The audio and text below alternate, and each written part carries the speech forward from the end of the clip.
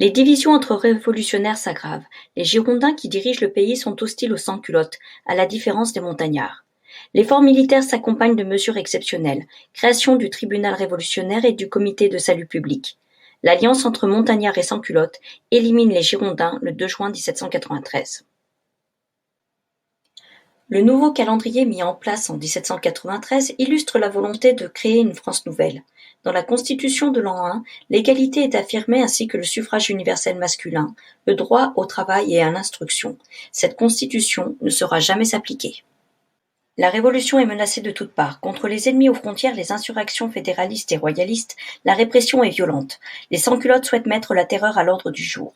La Convention refuse, suspend la Constitution et installe un régime centralisé. Les prix sont contrôlés, l'esclavage est aboli dans les colonies. La situation s'améliore au prix d'un bilan très lourd. Le comité de salut public est de plus en plus contrôlé par Robespierre, qui envoie des représentants en mission appliquer ses décisions. La crainte qu'il instaure une dictature suscite un complot contre lui de la part de députés qui le font arrêter le 9 Thermidor. Robespierre est exécuté avec ses proches et rendu responsable des violences et de la période qualifiée de terreur. Les députés qui viennent de prendre le pouvoir, les thermidoriens, installent un nouveau régime, le directoire. Le pouvoir exécutif est confié à 5 directeurs.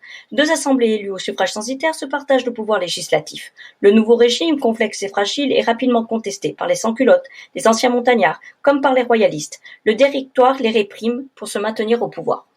La politique économique très libérale accroît les inégalités sociales. La richesse des élites côtoie la plus grande misère. Conscients de la fragilité du régime, les thermidoriens annulent les élections quand elles leur sont défavorables et s'appuient sur l'armée qui voit son influence politique grandir. Avec le soutien de certains responsables du régime, Napoléon Bonaparte renverse le directoire par le coup d'État du 18 Brumaire.